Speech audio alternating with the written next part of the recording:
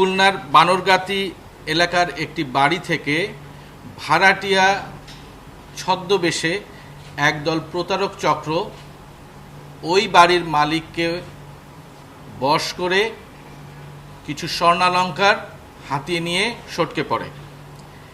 একইভাবে কুমিল্লা, নরসিংদী, চট্টগ্রাম, ঢাকা, যশোর এবং খুলনার বেশ কিছু জায়গায় এই একই ধরনের প্রতারণার কাণ্ড পরিলক্ষিত হচ্ছে। এই বিষয়গুলো আপনাদের মাধ্যমে বিভিন্ন পত্রপত্রিকায় ব্যাপক আলোচিত হয়েছে, ইলেকট্রনিক এবং প্রিন্ট মিডিয়ায় ফলো করে প্রচার হয়েছে এবং সামাজিক যোগাযোগ মাধ্যমে চাঞ্চল্যের সৃষ্টি করেছে। এর ফলে জনগণের মনেও একটা আতঙ্ক আর উদ্বিগ্নতার জন্ম দিয়েছে। এরই প্রেক্ষিতে এর সঠিক কারণ অনুসন্ধান এবং অপরাধের মূল খোঁজা এবং অপরাধীদের গ্রেফতারের জন্য র্যাব সদর দপ্তরের গোয়েন্দা শাখা এবং র্যাব 11-র একটি আভিযানিক দল গতকাল রাতে নরসিংদীর সদর থানার বাসাইল এলাকায় একটি অভিযান পরিচালনা করে এই প্রতারক চক্রের মূল হোতা এবং তার সহযোগীকে গ্রেফতার করে। গ্রেফতারকৃত অপরাধীদের নাম হচ্ছে মোহাম্মদ আলী হাসান সোহেল 53 এবং মোসাম্মদ সালমা। এরা দুজনেই কুমিল্লার দাউদকান্দি এলাকার অধিবাসী।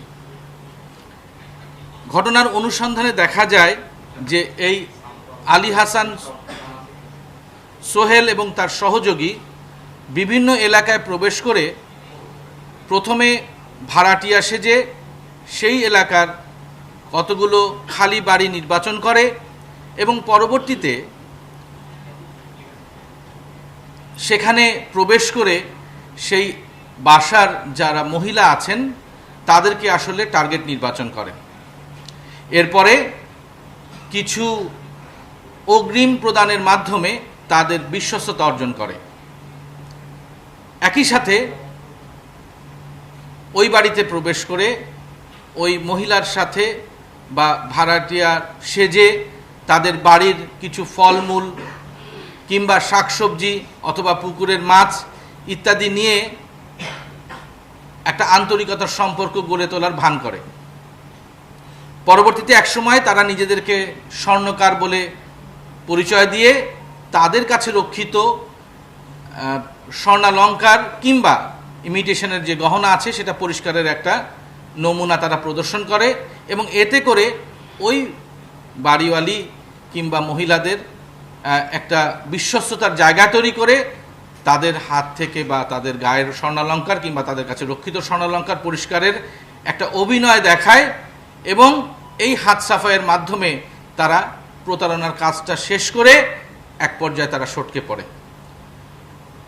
আমাদের এই অভিযানে দেখা গিয়েছে যে এই আলী হাসান সোহেল নিজেও একসময় স্বর্ণকার ছিলেন এবং তার আশুলিয়া এলাকায় একটি স্বর্ণের দোকান ছিল এবং যে তার সহযোগী যে মহিলা যাকে নিয়ে নিজেদেরকে স্বামী স্ত্রী প্রমাণ দিয়ে তারা বিভিন্ন বাসায়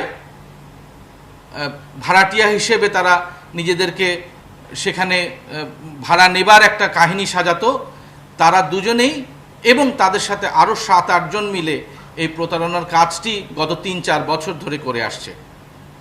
আমরা এ বিষয়ে জনগণকে সচেতন করতে চাই এবং আমরা একটি কথা সবাইকে বলতে চাই যে অপরিচিত কারো সাথে এভাবে সখ্যতা গড়ে তোলা এবং তাদের কোনো প্রলোভনে প্রলুব্ধ হওয়া থেকে আপনারা যেন বিরত থাকেন এবং কখনো ভাড়াটিয়া কিংবা অন্য কোনো পরিচয়ে যদি কেউ বাড়িতে প্রবেশ করে তবে অবশ্যই তাদের পরিচিতি, ভোটার আইডি কার্ড বা এনআইডি এগুলো যাচাই বাছাই করা প্রয়োজন এবং একাকী তাদের সাথে কথা না বলে প্রতিবেশী কাউকে সাথে করে নিয়ে কিংবা বাড়ির অন্যান্য সদস্যদেরকে সাথে করে নিয়ে তাদের সাথে কথা বলার বা তাদের সাথে আলোচনা করার পরামর্শ প্রদান করছি।